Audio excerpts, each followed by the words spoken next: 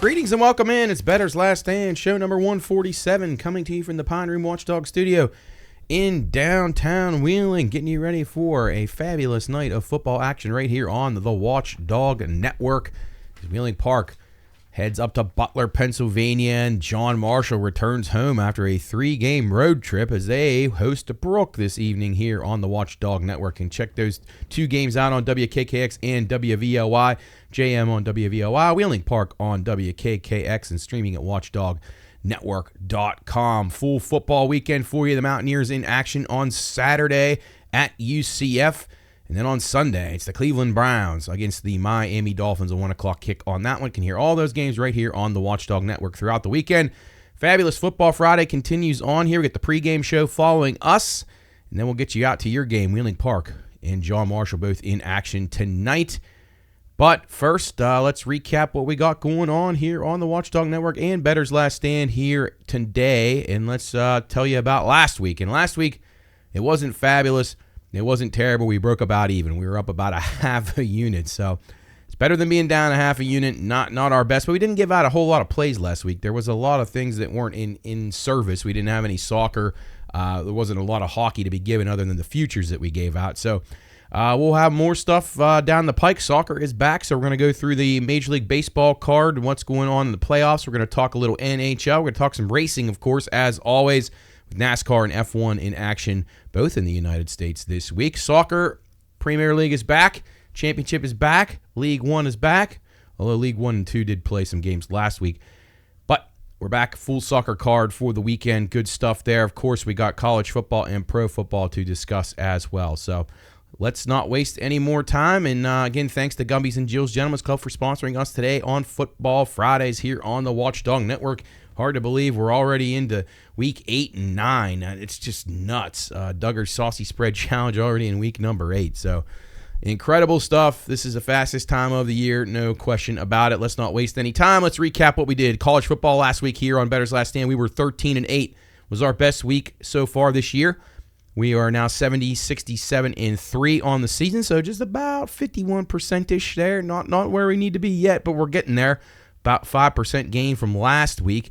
And we started off really, really hot. If you started off with this early, the games, I think it was it might have been Thursday. Maybe it would have been Friday on this show. So Friday, I might have put a game out there for Thursday. So if you got that one on BLS_PRP on Twitter or X, you had an extra winner there.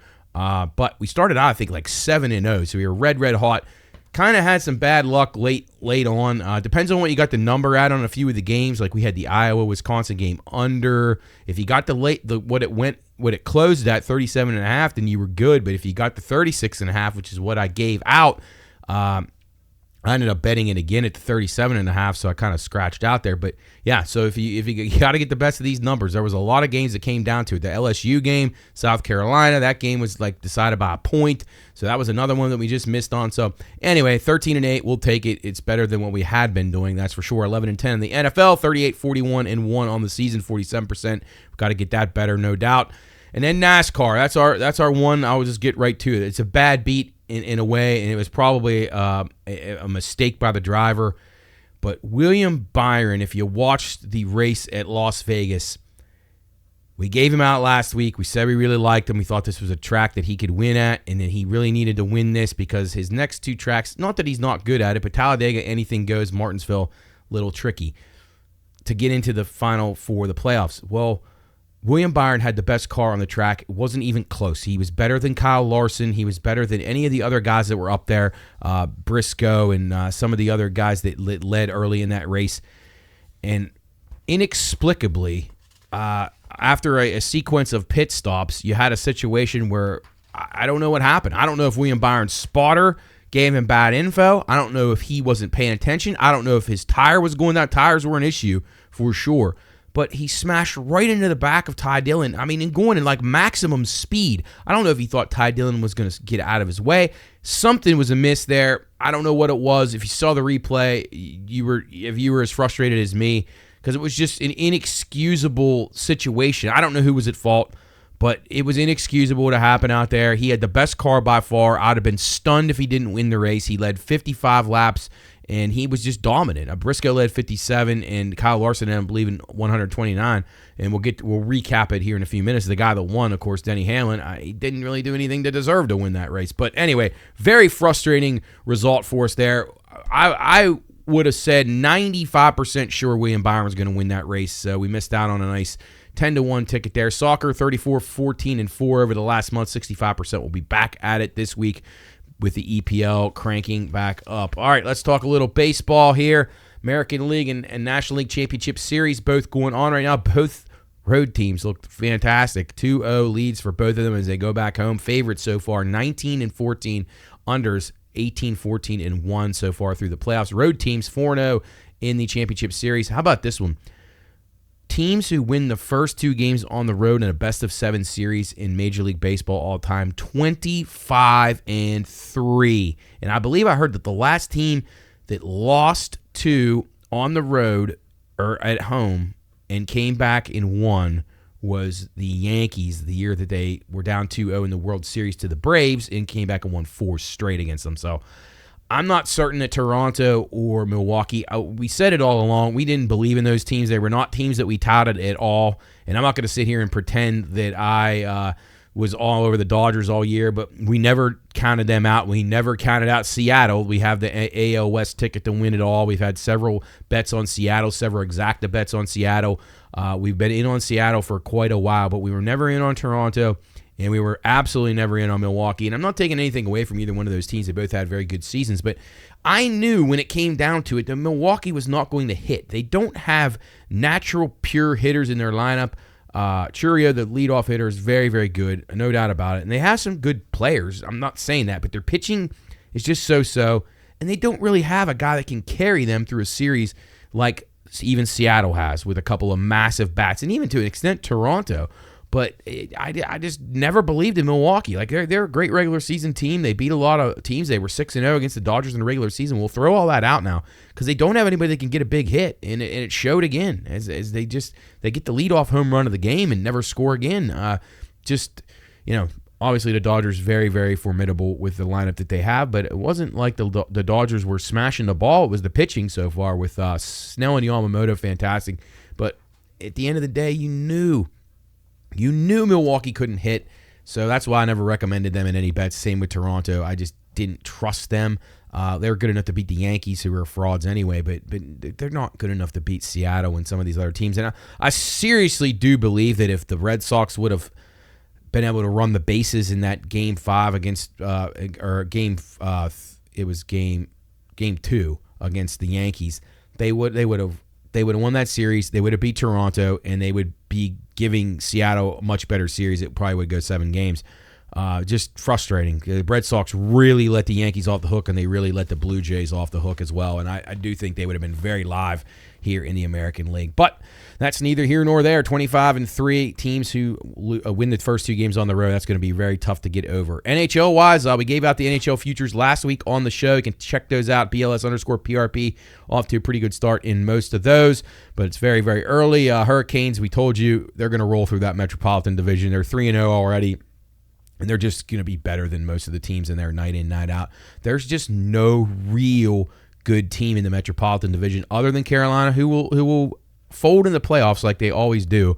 But they're going to win a ton of regular season games. I mean, they're going to get 110, 115. They may even push 120 for points because they're going to beat these Metropolitan teams that are old and slow pretty regularly. So look for the Hurricanes to continue to assert their dominance in the Metro. Avs 3-0-1 said they are going to be very good. They're just freshened up. Not a long playoff run last year, so I think that's going to help them quite a bit. Islanders, Sabres, Sharks all winless to start off.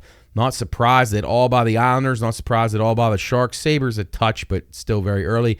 Caps 3-1 to the under, and I've watched several Capitals games so far, and they are a dead under team. They got a very good goaltender. They don't have a ton of firepower up and down their lineup. They're going to be a team that's going to score in a power play. They probably have 2 scoring lines. Not that they're a bad team, but they will lock it down. And the Caps right now, to me, definitely trending as a massive under team. Little too early to get the first period and second period data yet. Probably want to give everybody at least probably between 6 to 10 games to be able to get that kind of stuff to feel pretty confident about the numbers. So hopefully for next week's show, we'll start getting into those numbers and start giving you some first period over teams, some second period over teams, some third period over teams, goal in the first 10, all that good stuff that comes with the NHL season. Rangers, how about this? The Rangers have played 3 games at home, and they've been shut out every time. They have no goals on home ice, including one of them to the Penguins, who have played pretty well so far. Not incredibly talented team, but the Penguins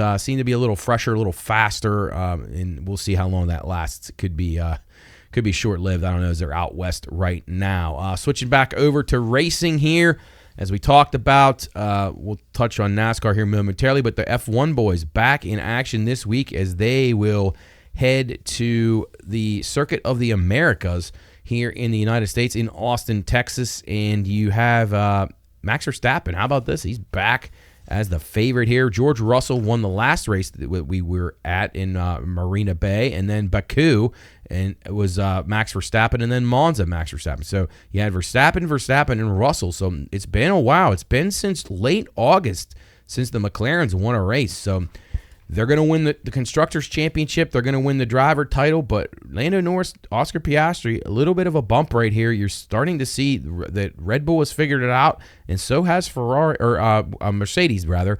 And they're giving them a little bit of a challenge here. So we'll see how these guys respond. I would take a shot with Piastri now. He's drifting up to plus 240, although he has not run well here at COTA in the past. Last year's winner at COTA, Charles Leclerc. Ferrari runs 1-2. The McLarens were 4-5 last year here, and Max Verstappen was on the podium in the 3rd spot. Charles Leclerc for the Ferrari, he led all 51 laps at COTA last year. The year before that, Max Verstappen. The year before that, Max Verstappen won. But 2 years ago, Verstappen led 26 of them. Lando Norris led 21 for McLaren. He finished 2nd, and Carlos Sainz in the Ferrari finished 3rd. So the Ferrari's looking pretty strong here at COTA. So I would say, if you're going to take a shot of a team that maybe get a double top 6, I think Ferrari looks very, very good, and it may be a small minus price on that. But Ferrari to win is 8-1, so you can take either Ferrari, get him at 8-1. I'm not sure Lewis Hamilton can win, but Charles Leclerc probably will have a car that will be all right here. I wouldn't dismiss Mercedes either. They're 10-1. Williams double top 10. I'm going to be checking that one out once more once I see how they practice here. Again, there's not a ton of data at this track for the F1. They've only been here for, a handful of years, a little bit more than that actually. But it's just not one of these tracks that you've run on year and year out. So still some exploring to be done there. But I would take a shot with Piastri just off my first instincts, and then I like the Williams cars to run well. And I'm going to take a peek at Ferrari and Mercedes both to have at least double top 6s, but you may be able to get something a little bit better than that. Max Verstappen will probably be pretty strong too. So Red Bull seems to have figured it out, and I think they will be in a good clash here. McLarens are minus 149. That would be either McLaren at minus 149. Get Red Bull at plus 175. That's basically just Verstappen because he's plus 185 straight. I don't think any of the other Red Bull car has any prayer in this race, but you never know. So we will see how things transpire there at COTA. This is, I believe, a 3 o'clock green flag here in the United States, so that'll be cool. You don't have to get up at the crack of dawn, or, well, sometimes mid-morning, but you don't have to get up really early for that one. So BLS_PRP, I'll have my final picks for the race at COTA for the F1 boys in the United States Grand Prix posted there. All right, so the YellaWood 500. We are at Talladega this week. We had the bad beat last week with William Byron, who had by far the best car there. Frustrating. Denny Hamlin wins the race. He only leads 9 laps. He swoops in and takes it late, and that's just what a champion would do. So we're down to just 2 more races before the final cut down to the final 4. You got Talladega this week and then Martinsville. So you go from the biggest speedway to one of the smaller ones the giant speedway at Talladega to the paperclip at Martinsville the next 2 weeks before we finish up at Phoenix to close out the NASCAR season. Ryan Blaney among the favorites here. You're going to see numbers here a little bit tighter. You're not going to see any 6 and 5 to 1s. You're going to see the favorites around 10 to 1. Those would be Austin Cindric around 12, Blaney at 10, William Byron at 10. These are guys who have had success here. William Byron's actually never won at Talladega. He's won at Daytona, but he has the best average finish of those of a guy who didn't win here before. So Ryan Blaney, multiple winner here. Brad Keselowski, multiple winner here. You got a lot of guys who have been very good. Denny Hamlin, 22 to 1. How about that? But he doesn't need this race, so I'm not certain that Denny Hamlin's going to get crazy here. He's not going to be as aggressive. I'm sure he's still going to want to win this race, but he's not going to be as aggressive as maybe usual. Kyle Larson, 18 to 1. He's been getting a little bit better as restrictor plate, so I'm half tempted to take a shot with him at 18 to 1. He's never been a good super speedway racer, but he's improved a lot, and he's been trying to improve, and that's a good sign. Chris Bell, 28 to 1. So you got some big prices on guys normally you would never get at these prices. 18 to 1 on Larson, 22 to 1 on Hamlin, 28 to 1 on Bell. You just don't see that very often. Chase Briscoe, 25 to 1. I like him here. 16.2 average. He's ran up here. He's led some laps. He's been in contention. I like what he did at Daytona this year. I thought that he ran pretty strong, and towards the end of his career, Martin Truex, he was starting to figure out his car here on these super speedways too, and that's the car that Briscoe is in right now. So Briscoe led 22 laps here earlier this year, so I think Chase Briscoe, to me, very, very live. You're going to see a lot of lead changes here at Talladega like we always do, so you're going to have situations where you're going to be thinking, man, my guy's in a good spot, and then boom, he's back to 20th, but then you're going to say, oh man, my guy's in 20th, and then he's up to second. So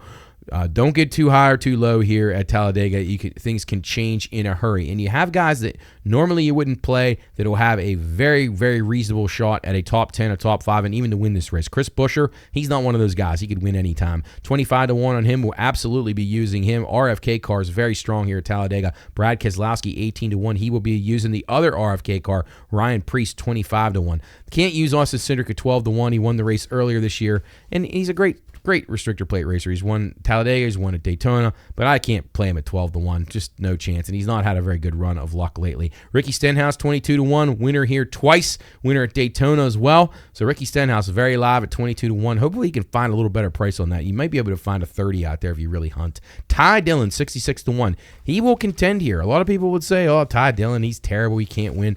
Well, he can win here. He's going to have a shot. He will compete here. I promise you. He will have a car up there in that top draft for most of the race. It's just going to matter if he can survive the big wreck. That's what it always really comes down to with these guys like Ty Dillon. He's going to have a car. Preece is going to be there. Ty Dillon's going to be there. Todd Gilliland is 30 to 1. He's going to lead laps here or have a chance to. And Anthony Alfredo, 250 to 1. This guy's a really good restrictor plate racer. He reminds me of a Brendan Gaughan, who was like a specialty racer at these big tracks, and a guy who could finish in the top 10. So don't be scared away by the 250 to 1. And I'm not saying that he will win, but he's got a very good chance to finish in the top 10. And if all hell breaks loose here, he could absolutely win. So Anthony Alfredo, Ty Dillon, and Todd Gilliland, big plays, big price plays there. And then their mid-tier guys, Ricky Stenhouse, Ryan Preece, Chris Buescher, and then your lower-tier guys, Chase Briscoe, Brad Keselowski. Those are the guys we're focusing on this week. Could Alex Bowman win this? Absolutely, 28 to 1. Chase Elliott's very good here. He's 12 to 1.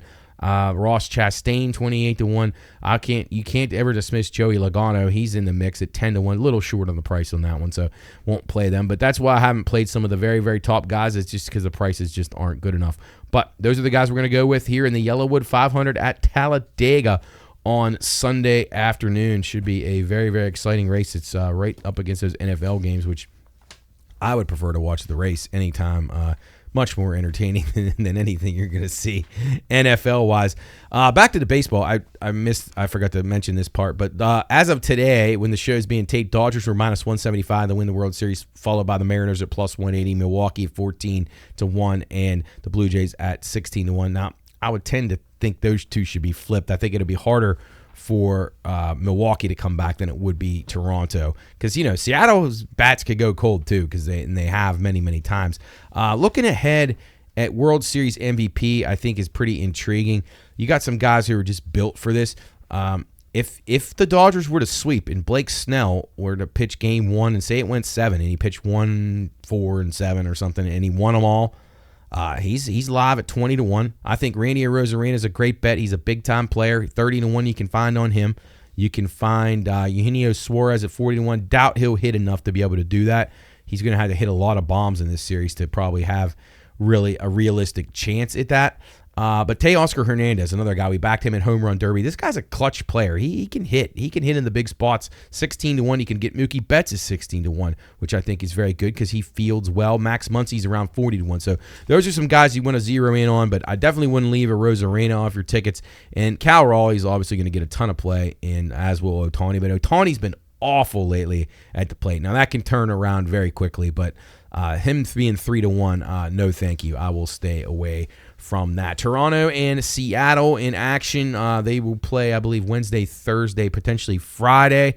And then the Dodgers and Brewers were in action last night, and then they will be in action again today. So, we'll see what happens there. But exciting World Series on tap here if it ends up being Seattle and LA. At least I would think so. All right, rolling along here. Bettor's Last Stand, show number 147 here on the Watchdog Network here on a Football Friday, getting you ready for Wheeling Park at Butler this evening, and John Marshall hosting the Brook Bruins. Wheeling Central played last night, so they will not be in action tonight. Again, thanks to our friends at Gumby's and Jill's Gentlemen's Club for sponsoring our Football Fridays here on the Watchdog Network. Thanks to Bob, Shane, and Bear, as always, getting us kicked off with the Football Fridays, and we were out at the zoo in Moundsville at Gumby's this afternoon for another action-packed show. Fun down there as always. All right, so let's talk what's going on in the world of sports betting. Penn State, the first team to lose back-to-back games as a favorite of 20 points or more since 1978. The Nittany Lions lost to Northwestern, a 21-point favorite.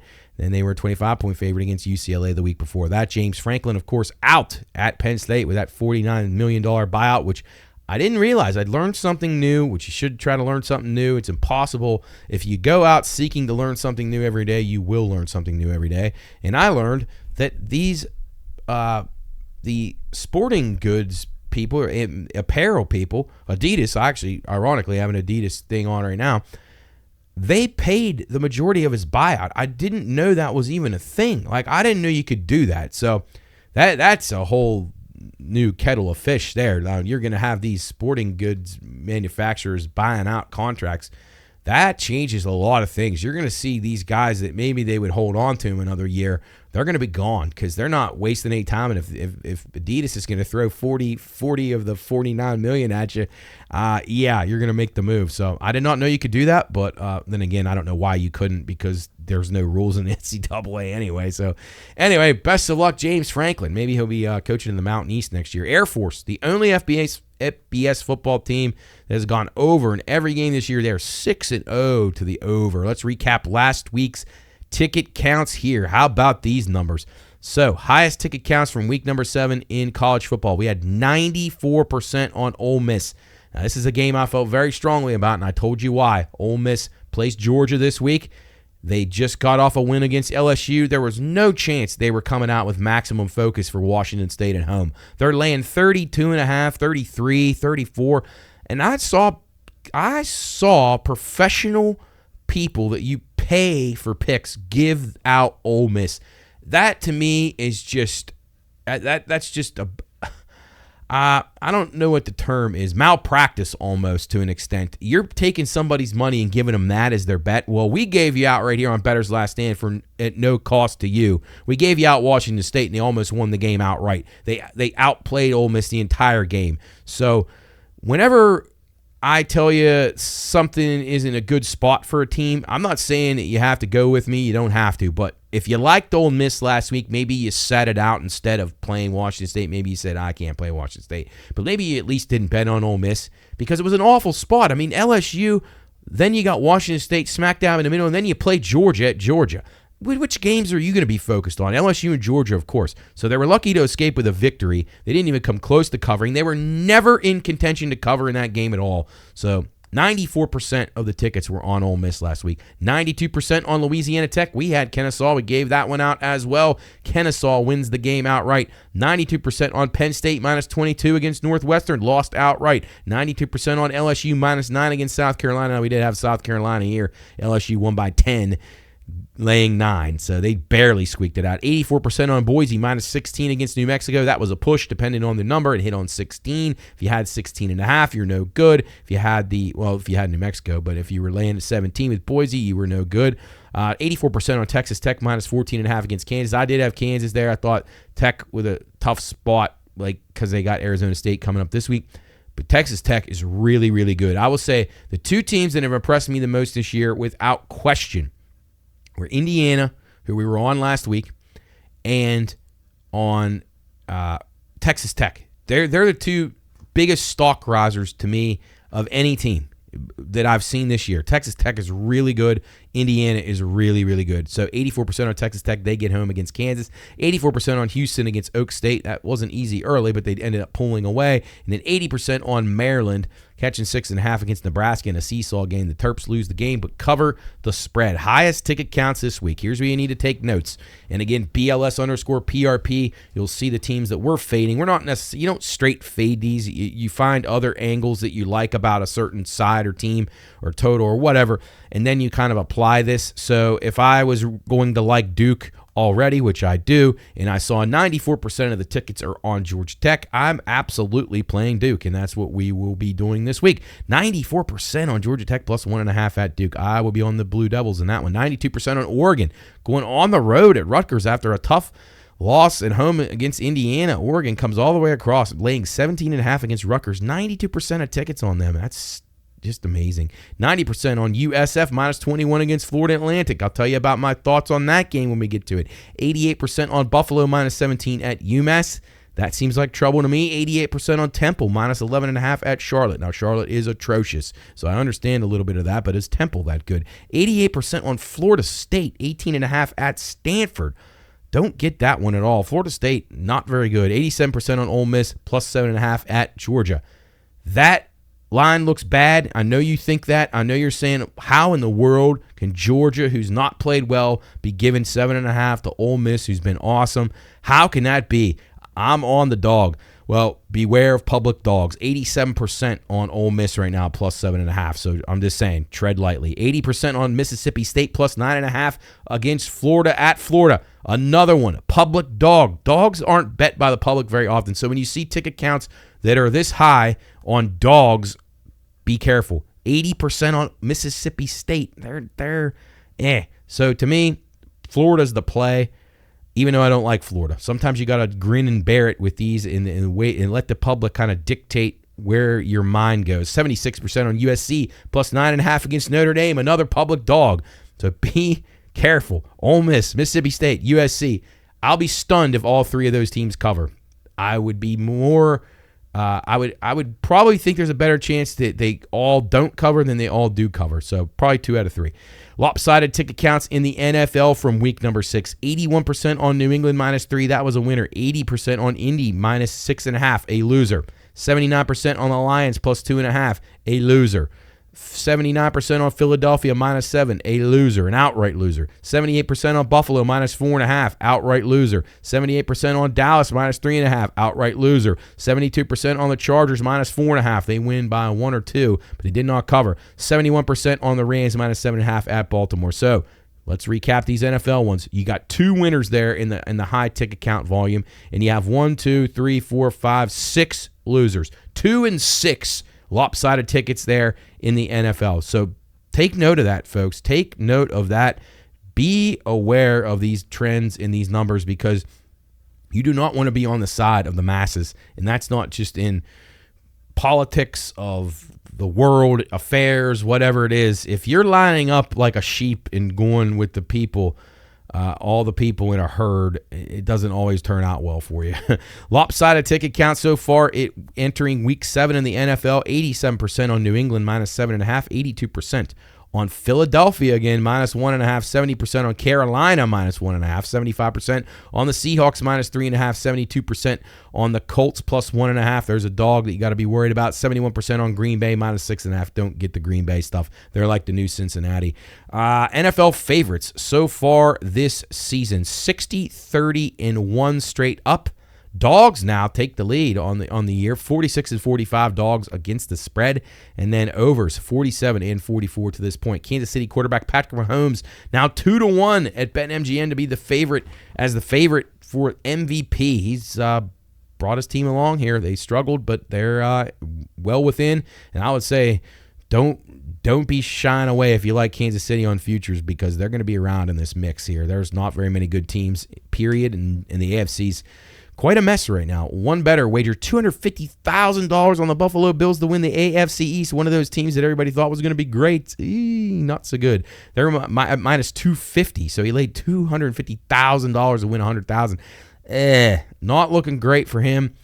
All of a sudden, the Bills in second place in that division. Cleveland Browns currently a 2.5-point favorite at home against the Dolphins this week. It'd be the first time the Browns have been favored in a game in their last 14 games, week 11 of last season against the Saints. How about that one? Brian Callahan was 4-19 against the spread as Tennessee's head coach, the worst ATS mark by a head coach in the Super Bowl era. Minimum 5 games, of course. Callahan out in Tennessee. So we'll see what happens. Best college cover team so far, Memphis 6-0, Texas Tech 6-0, Ohio State 5-0-1. Best and worst ATS teams in the NFL, the 4-2 teams, Tampa, Carolina, Detroit, Seattle, the Rams, Indianapolis, Jacksonville, and New England. The bad teams, 1-5 Baltimore, the 2-4 ATS teams, New Orleans, Tennessee, Cleveland, Cincinnati, Buffalo, and Las Vegas. So, a lot to unpack here on Bettor's Last Stand, show number 147, coming to you from the Pound Room Watchdog Studios in downtown Wheeling, getting you ready for Football Friday here on the Watchdog Network. Wheeling Park in action tonight at Butler, and then you got John Marshall hosting Brook. All right, soccer is back. Let's go through a few picks here. I didn't get to handicap fully the championship in League One, so those plays will be up at BLS_PRP, so be sure you check them, because we've been really, really hot in soccer. 34-14-4 over the last month. That's 65%. We're back in the EPL Saturday morning. Nottingham Forest and Chelsea. Home team winless in the last 6 in this matchup. Forest is winless in 9 overall. So to me, this says nothing but back to basics. Chelsea host Ajax on Wednesday in a Champions League match. To me, they're going to be just wanting to get out of this with a win. Under 3 is the play there. I think both teams will be very, very compact. I don't think you're going to see a lot of chance taking. Chelsea will just want to get out of that unscathed, win the game 1-0, and move on to take on Ajax on Wednesday. Brighton and Newcastle. Brighton plus 150, Newcastle plus 170. So pretty even matchup here. This game at Brighton. Home team in this one has won just once in the last 6, but Brighton are unbeaten in their last 8 at home against Newcastle, so figure that one out. The unders cashed 3 out of 4 matches between these two. Newcastle's home to Benfica on Tuesday in the Champions League. I like Brighton at home here. I think Newcastle, to me, seems not nearly as good on the road as they are at home. I think Brighton, very dangerous at home. I'll take Brighton plus the 150 at a good price. Palace and Bournemouth, our next one. Palace took their first loss of the season last week, so that's not bad. They've been playing very, very well. The last 6 have been under in this clash, including the last 2 0-0 draws. So I'm going towards Palace here. They've been very good at home, plus 120. If you're getting a plus price on them on the better side, not saying Bournemouth's terrible, but they're not as good away from home like most of these teams aren't. Palace and under 3 are the plays for me in that one. Burnley and Leeds, our next matchup. Burnley plus 225, Leeds on the road plus 125. That, to me, seems off. Burnley's winless in 6 overall. They're not very good, but they are at home. 3 of the last 4 have been under in this series. Leeds haven't been very good either. I like under 3 here, and I would lead Burnley. If I had to take a draw no bet type action here, I would go with Burnley at home. Sunderland and Wolves. You know where we're going here. Sunderland plus 135, Wolves plus 220. Stadium of Light brings out the best in Sunderland. It's a raucous environment. These people were into this. Sunderland just elevates their game at home. Sunderland's already got 2 wins at home. We've had both of those. And these teams haven't met since 2018, so there's not a whole lot of recent form to talk about. Wolves, just 1 win in their last 7. I like Sunderland a lot here. I would even consider playing them 0.75 on the Asian handicap and getting an even better price. I think they win this game something like 2-0, 3-1, something in that realm. City and Everton, the last 3 under in this series and 5 out of 7 under in this series. Everton haven't beaten City since 2017, and they've never even won at the Etihad Stadium before.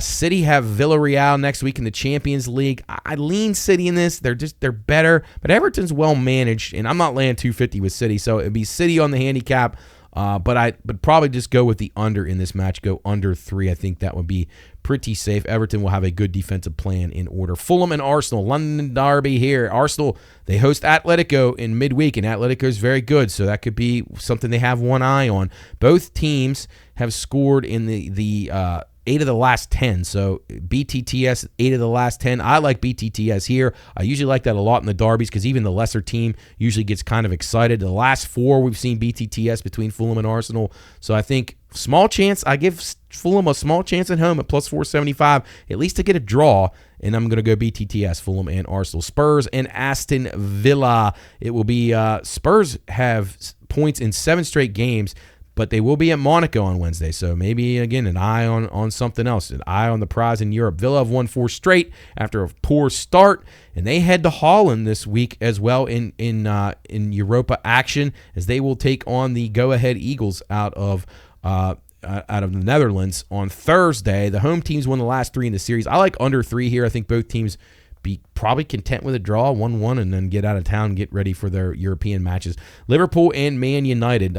Liverpool have dropped 3 straight, but the teams they played have been pretty good, and they've been in the right form. I mean, they just caught some teams on the wrong side of the coin, so to speak. So I think Liverpool, I would not worry about them. I think they'll come back into form here. Nobody better to get back in form against than Manchester United. I think Liverpool wins this game easily. We'll go minus 1.25 at Anfield for them to win by at least 2 goals. The last 5 in the series have went over, so I would probably, if you wanted to do something like Liverpool to win the match and over 2.5 goals, something like that to get a better plus price, I would recommend that one. And then the final game, West Ham and Brentford. These are 2 struggling teams. Last 2 under in the series. 3 out of the last 4 at West Ham, though, have went over. So maybe some goals there, but West Ham just can't score. Brentford, everybody had them dead and buried, but they're not bad. To me, it's Brentford or pass at plus 185, and I do think you could probably make a case for BTTS. It has a 1-1 written all over it. And then Jared Bowen, who we talk about a lot here, West Ham's only really good player. Betting him to score every week is not a bad thing because he's very, very good and could be in line for a goal this week. All right, those are our soccer plays for this week here on Bettor's Last Stand. And we will have some championship and League One plays posted at BLS_PRP. So get ready for those. Follow us on there, and you can stay up to date with all the things going on here on Bettor's Last Stand as we roll along here on a Football Friday, presented by Gumby's and Jill's Gentlemen's Club, getting you ready for Wheeling Park at Butler on WKKX and WatchdogNetwork.com. And John Marshall hosting the Brook Bruins. That one on WVLY and WatchdogNetwork.com. All right, let's get into the college card here. Let's parse through a few things. We got my Miami Hurricanes in action against Louisville, laying 13.5. That game tonight. This is a tricky one. From Miami's not played well against Louisville in the past. Mario Cristobal, I wouldn't want to lay 13.5 points. Louisville coming off a loss. All this says to me is play Louisville, that they'll play this game pretty tightly. 51.5, maybe the over here. I don't know. I wouldn't have a great feeling about this right now. I'm just hoping Miami's able to win the game. That's where I'm going to go. But if I was you out there, I'd play Louisville or pass on this one tonight. Another game tonight, Nebraska at Minnesota. Minnesota's won the last 7 in this series, if you can believe that. Nebraska lays 7.5 on the road. I think that line is way off. I will take the Golden Gophers here. To me, in my opinion, if you've watched both of these teams play, I think the Golden Gophers are the better team here. They're catching 7.5 at home. I have to play them. I trust PJ Fleck more than Matt Rule. Already rumors about Matt Rule going to Penn State, so that right there already going to have some ghosts in the Nebraska camp, so to speak. They didn't look great at Maryland last week, so I think Minnesota wins this game outright. I would take a shot with them at plus 240 and definitely take that 7.5. I think open 5 all the way up to 7.5. North Carolina at Cal, no real play here. Bill Belichick's just stay away material for me right now. Cal lays 10, total 47.5. It would be Cal or pass, but I just don't know. There's, again, swarming rumors around North Carolina program. That it's very, very sketchy. Washington at Michigan. Michigan -6, total 50.5. I lean to the under in this game. I think both these teams, to me, just seem like under teams.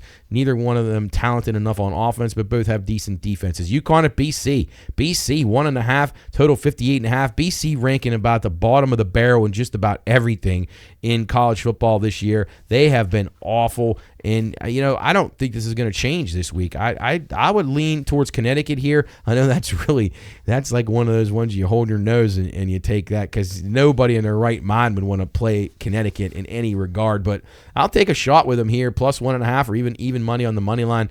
BC is really messed up, and I don't like them here at all. Eastern Michigan at Miami, Ohio. We played a few of these MAC games last week, total-wise, and did pretty well. Nothing really stood out to me in this game, but I did want to mention the line move here. Miami opened 11, now up to 13. Georgia Tech at Duke. Duke minus 1.5. Georgia Tech's won the last 4 in the series, but all the public is on Georgia Tech here. And I like Duke from the beginning. You know that. We gave out a lot of Duke futures at the beginning of the season. I'm on the Blue Devils at home. I think they win this game. Georgia Tech, good, not great. They could definitely get beat here. Arizona at Houston. We liked Arizona last week. Couldn't get it done against BYU. Battled tough. Houston pulled away late in their matchup against Oklahoma State. Houston opened 2. This game now, Arizona minus 1. I lean Arizona, but on the road, I'm going to stay away. Baylor at TCU. It's TCU minus 3. The total 66 in this one. TCU's won 8 out of 10 against Baylor. They lay 3 here at home. Baylor has struggled to cover their last 3. I think they're 0-3 in their last 3 against the spread, so that would be a concern if you're Dave Aranda. But I lean TCU here, but no real play. Army at Tulane. Tulane minus 9.5, total 45.5. No real play on this one. Army, just so-so. Tulane, not bad. No opinion on that game. LSU at Vanderbilt. Interesting one here. Vandy. 2.5-point favorite at home. Total's 48.5. You got LSU with Texas A&M on deck. Texas A&M is all the way up to number 4 in the country. So LSU, to me, going to have a little bit of an eye on Texas A&M. Vanderbilt's one of these teams where when they're favored, it worries me. So I lean Vandy here, but I don't love it. I don't love LSU at all. Their offense has been awful. Probably an underplay here in this game.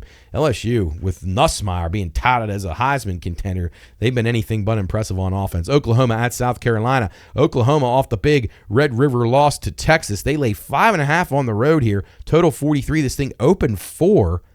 And now it's up to 5.5. I don't get that. I didn't love anything I saw about Oklahoma last week. They have Ole Miss on deck. Now Ole Miss just continues to be loaded with games, and it's just all the more reason why they were not going to care about Washington State, because then they got Georgia this week, and then they got to play Oklahoma. So tough run for Ole Miss, but they're a good team. South Carolina, I'm going to take a shot with them, plus the 5.5 at home. I think they keep this close. If Oklahoma wins this, it's going to be by a field goal. Central Florida hosts the Mountaineers. You can hear it right here on the Watchdog Network at 1 o'clock. That game also on TNT will be Central Florida minus 1.5. The total 46.5. Central Florida seems to be a team that whoever the dog is in the game seems to have a shot of covering. So I would lean Mountaineers here. I think 7.5. This is a pretty evenly matched game, and I think that this is a game, probably one of the last games the Mountaineers will have a shot of winning. Kent State at Toledo. Toledo minus 26.5. Total is 51. The last 3 between these two have went over, and we're going to be back on Toledo over. We were on it last week. We're going to go over the 51 here in that one. Buffalo at UMass. UMass catching 17.5 at home, 44.5. I think Buffalo is a pretty good team, but I don't like them laying 17.5 here. I would lean the Minutemen in that one. Purdue at Northwestern. Northwestern minus 3. The total 46.5. Northwestern off the big win at Penn State. To me, this is a play against spot. This is a little bit of a letdown. They're walking around like the kings of the campus. And Purdue, we keep saying Purdue's improving. So I would take a shot with Purdue. I think Purdue team total would be in play. And then maybe even the game over 46.5. Purdue definitely improved on offense. Michigan State at Indiana. Indiana minus 27, 52.5. This would be an absolute play against if Michigan State was any good at all. But they are not. And Indiana is really, really good. So I would probably say Indiana's team total over. And maybe Michigan State's team total under in this one. I'm impressed with the Indiana defense as much as I am the offense. Air Force hosting Wyoming. This game opened Air Force minus 6, down to minus 4, total 58.5. Air Force games seem to be in a high octane so far, but Wyoming, they're not very good on offense. So 58.5 seems like a little bit too many points there, or as far as the total goes, total points.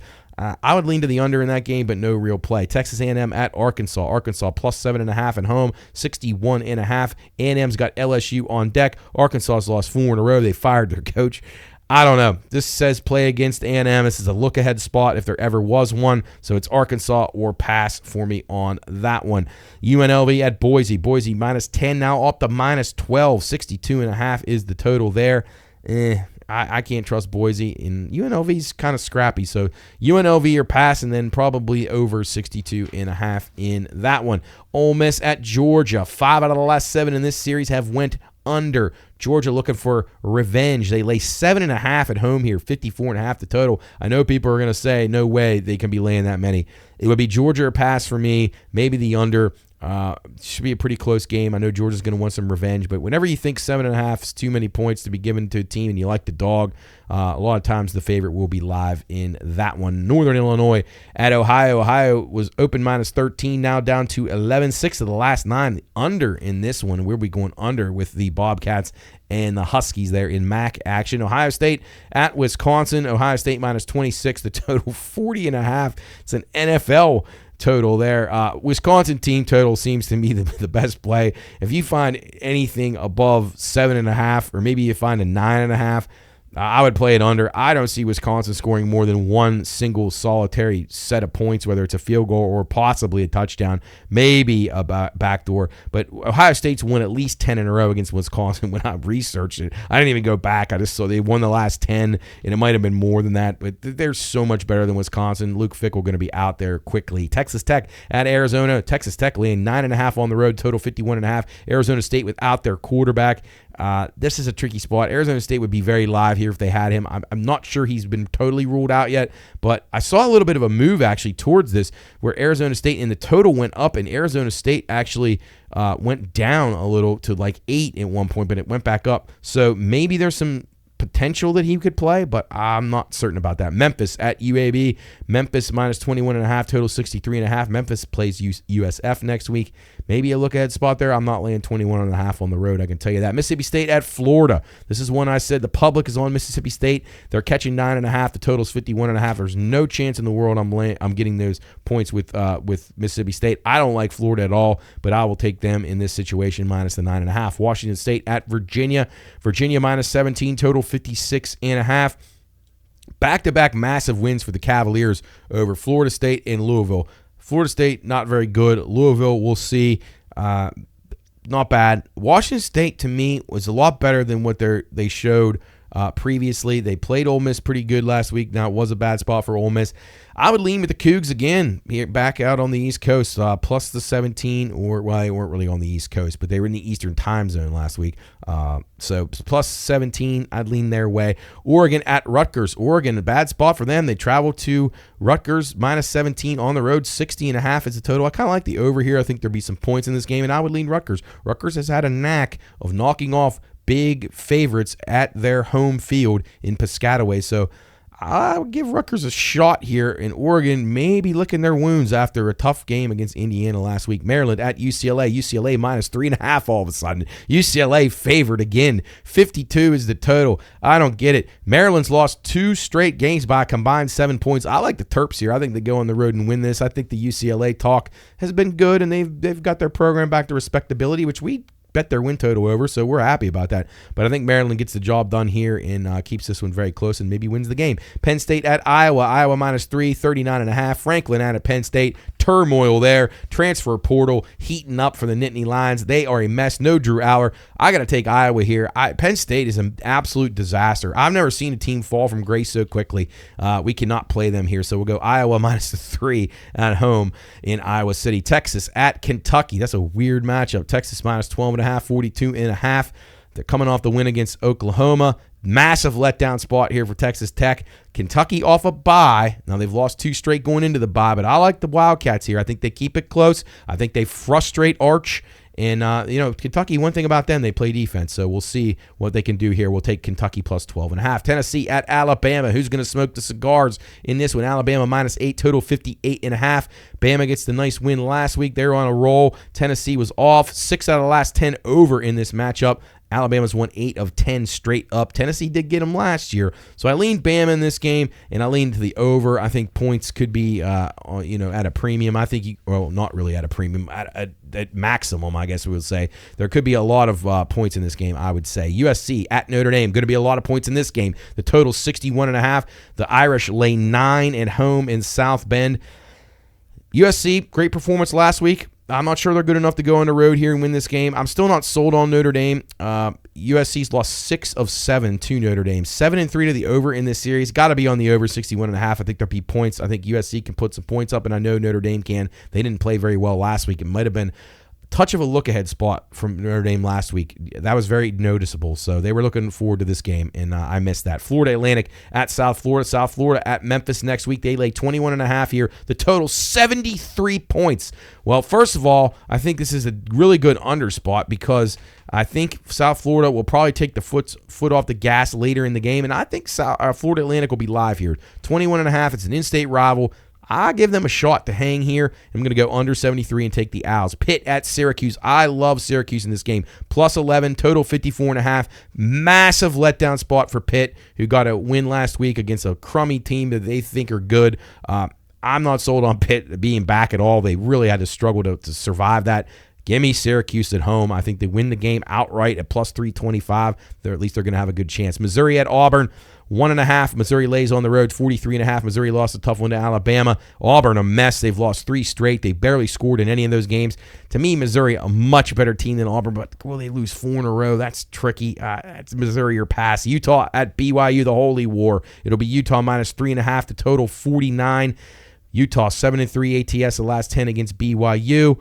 BYU's won the last 2, though, in the series. Prior to that, Utah had dominated. The Cougars are the better team here, in my opinion. I will be taking them plus a 3.5 at home. Cincinnati at Oak State. Half tempted to take Oak State here. Cincinnati with a couple of home wins. They may be smelling themselves a little, thinking they're better than they are. They go to Stillwater and lay an egg. 21.5 is a lot to lay for Cincinnati on the road.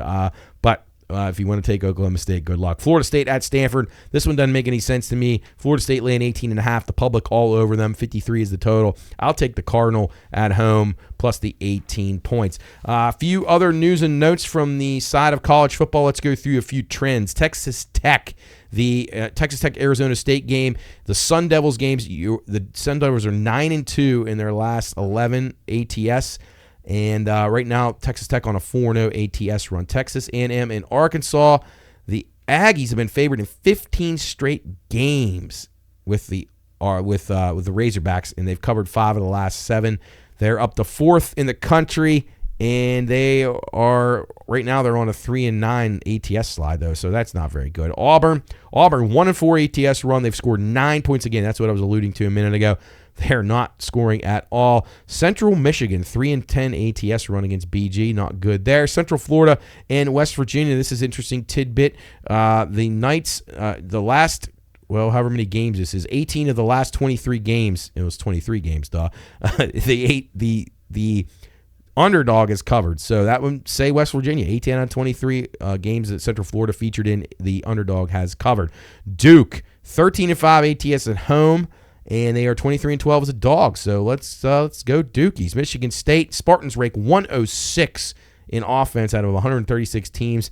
I just don't see how they keep this close with Indiana. Purdue, the Boilermakers on a 3-15 straight up run. But I do like them against Northwestern this week. I think Northwestern going to be a little bit of a letdown spot there. Gamecocks of South Carolina on a 10-5 ATS run. The Baylor Bears 0-3 in their last 3 ATS. Vanderbilt 11-5 ATS in their last 16. And another bad, futile, anemic offense. The Wisconsin Badgers 127th in offense against Ohio State this week. I think the Buckeyes absolutely murder them in probably an under. All right, NFL, we got a few minutes left here on Bettor's Last Stand, show number 147, getting you ready for high school football action tonight on the Watchdog Network. Steelers, Bengals. Bengals, to me, were a decent play. We'll see how that turns out. Rams and Jags, London in the morning on Sunday. It's the Jags catching 3 in their home away from home. 44.5 is the total. I like the game under the total here. I would lean the Rams too. To me, the Rams are just the superior team. I really don't think that the Jaguars are really that good. They're just okay. I would definitely say Rams are pass, but I like the under in London. That one at Wembley. 10.5 is the number. They're the opener for Kansas City. They now lay 12 against the Raiders. The total 45.5. One interesting tidbit from this game. The Raiders have covered 3 straight at Arrowhead, and the Chiefs are now 1-7 in the division as a home favorite of greater than 8 points. They're 1-9 in the division as a home favorite of greater than 11 points. So this says play the Raiders, and I think that's probably where we'll go. I think Kansas City will win the game, but the Raiders will cover the spread. Cleveland laying 3 for the first time in a long, long time. The total 40.5 against the Miami Dolphins. How does this one shake out? Do the Browns have one more good run in them? The Browns 1-7 against the AFC East in their last 8. That is not good, but I like the Browns here. I think they cover the 3. New England at Tennessee. Callahan out the door. Tennessee catches 7 at home. The total is 42 in this one. Callahan was 0-10 in home games, and the Patriots 0-7 as a road favorite of less than 10 points.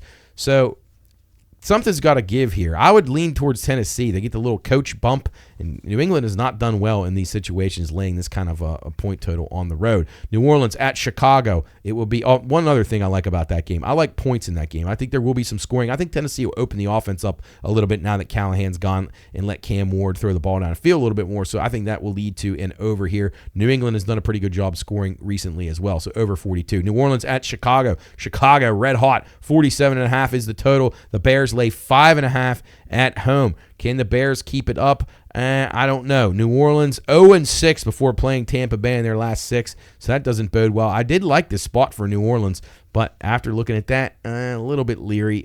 So New Orleans are pass for me in that one. Philly at Minnesota. What a game this has turned out to be. This is going to be a spot I was going to absolutely play Minnesota in, but Philly's a mess, so maybe they're the play. They're -2 on the road. The total 43.5. To me, this says nothing says under like Brian Flores in a struggling Eagles offense. So we're going to go with under in this one. Minnesota 3-1 against Philly, but 0-4 before Thursday night games, and 1-8 against a rested opponent with a 500 win percentage or better. So I would say that I like Minnesota in this game plus the 2. I also like the game under the 43, so that's what I'm going to stick with. But Philly, you just don't know what you're going to get out of them. Carolina on the road at the Jets. How about this one? The Jets open favored. Carolina now a road favorite, -1.5. The total is 42 in this game. Justin Fields sacked 9 times. I don't know how many times I had to tell people and argue with them on the radio and whatever. Justin Fields can't play in this league. He's just not a quarterback. He's terrible. And until then, we'll never play the Jets. Probably going to be an under in this game. And I wouldn't be surprised if Carolina found a way, but at some point the Jets are going to have to win a game. Colts at Chargers. Chargers -1.5. The total is 48.5 in this one. And I don't know what to make of this. Chargers have been eking out some games. They lost the game, and they won a tight one. Colts didn't play very well last week. They're +1.5. They're getting play, though, as a public dog. So I got to sit this game out. I guess if I had to choose anything in this game, it would be a lean to the over, but don't love anything. Giants at Broncos. Broncos -7. The total 40. How in the world is Denver given 7? Did you see them in London last week? If they played anybody else other than the New York Jets, they would have lost. Denver only 1-3 as a favorite this year. They were 8-0 entering the season. Well, on an 8-0 run, that is. And I don't see how they cover 7. I mean, the Giants are beat up, but come on. They're at least got a shot. They're much more formidable than the Jets, and the Jets pushed Denver to the wire. Can they handle the elevation? That's the question. I like the under 40. I don't think Denver will score much on a good Giants pass rush. I expect Bo Nix to turn the ball over quite a bit. Washington at Dallas, a big rivalry. Washington -1.5. The total is 55.5 in this one. Dallas 4-0 in their last 4 against Washington, and they're 26-5 as division favorites. That's Washington, that is, of 2 points or more. So I don't know. Washington, though, flipped as a dog in this game. I believe they were originally the dog, and now they are the favorite at 1.5. So these stats kind of teetering on the brink, but Dallas has had good numbers against Washington. So to me, this is Dallas or pass. Dallas off of a bad performance. Washington really off a bad performance as well. 55, that's a lot of points, but I don't see any stops coming for the Cowboys. Green Bay at Arizona. Green Bay lays 6.5 on the road. Open 4.5. Totals up to 44.5. Cardinals 6-0 before the bye week. They're 11-1 against non-division NFC or as a non-division NFC home dog. I love the Cardinals. They're my best bet of the week. I think they'll win this game outright. I think everything sets up perfectly for them. And I do. I just don't believe in this Packer team. I've watched them several times now. They're just not as good as people are advertising. The power rating is through the roof, and I don't understand it. They are the Bengals of the NFC. They are not very good, and they're laying 6.5. They could have easily lost that game to Cincinnati last week. So we're going with the Cardinals on the money line and plus the 6.5. Atlanta at San Francisco. This is another game. I absolutely love the San Francisco 49ers in this game. Atlanta, they are false prophets, we'll say. Frisco lays 2 here. The total 47.5. I don't see any way Atlanta duplicates what they did the other night. That was a miracle. Not the Buffaloes playing well because they're not. But I think San Francisco, who comes off a tough one, they played Tampa tough. Tampa very good. Atlanta had a soft spot last week at home. They caught a team that wasn't prepared, and they won. But they're not the same team going on the road. I love San Francisco in this old NFC West rivalry. Give me Frisco minus the 2. Tampa at Detroit. Detroit minus 5.5. The total 53.5. Tampa's had great numbers. They're 3-1 versus Detroit in their last 4, and 9-0 in non-division road games, greater than 3 points on the spread there. But they're 1-10 on Monday Night Football off a straight-up win. I like Detroit here. I think Tampa's balloon's got to crash down at some point, so we're going to take the Lions, Lola's Lions, at home to cover that 5.5 off of a disappointing performance that they had last week. Houston at Seattle, the other Monday night game. Mike McDonald is only 3-9 in home games. To me, this says Houston is the play here, plus 3.5. But can they protect C.J. Stroud? That's what's going to come down to. Possibly an under in this game, too. I think both teams will struggle to move the ball. Probably a lot of running in this battle. So those are our NFL plays this week on Bettor's Last Stand, show number 147. And then that's going to do it for us here on the Watchdog Network. High school football pregame show is next, and then Wheeling Park at Butler at 7 o'clock, and John Marshall hosts Brook at 7 o'clock on WVOY. Park over on WKKX. WatchdogNetwork.com is where you want to be. Got the Mountaineers here tomorrow against UCF on the road, and the Browns hosting the Dolphins here on Sunday afternoon. That's going to do it for us. Best of luck on your wagers this weekend. Have a safe and wonderful weekend. Enjoy the nice fall weather, and we will see you back here on Bettor's Last Stand next week. Thank you for listening to High School Football and Football Friday here on the Watchdog Network.